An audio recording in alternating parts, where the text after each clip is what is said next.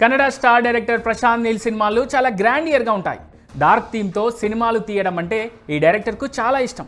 ఈ క్రమంలో కేజీఎఫ్ సలార్ల తర్వాత ప్రశాంత్ నీల్ జూనియర్ ఎన్టీఆర్తో కొత్త సినిమా చేస్తున్నాడు. తారక్ అభిమానులు కూడా ఈ సినిమా కోసం ఆసక్తిగా ఎదురుచూస్తున్నారు. ఈ క్రమంలోనే ఈ సినిమా నుంచి ఓ న్యూస్ బయటికి వచ్చింది. అది కాస్త ఈ సినిమాపై మరింతగా అంచనాలను పెంచేస్తోంది.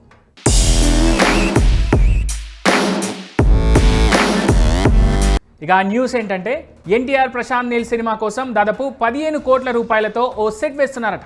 ఇది విన్న సినీ అభిమానులు ఆశ్చర్యానికి లోనవుతున్నారు. ఎందుకంటే ఈ బడ్జెట్లో కాంతారా లాంటి సినిమా తీయొచ్చు. 400 కోట్లు సాధించిన కాంతారా సినిమా బడ్జెట్ కూడా దాదాపు 15 కోట్ల రూపాయలు. ఇక వాటు ప్రమోషన్స్కు ముందు జూనియర్ ఎన్టీఆర్ ప్రశాంత్ నీల్తో కలిసి పనిచేయడం ప్రారంభించారు. అయితే మధ్యలో కొంత విరామం తీసుకొని వాటుని ప్రమోట్ చేశారు.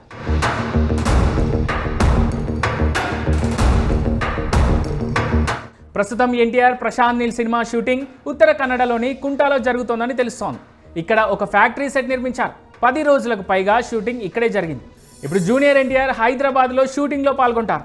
హైదరాబాద్లోని రామోజీ ఫిలిం సిటీలో 15 కోట్ల రూపాయల వ్యయంతో ఒక ఇంటి సెట్ నిర్మిస్తున్నారు.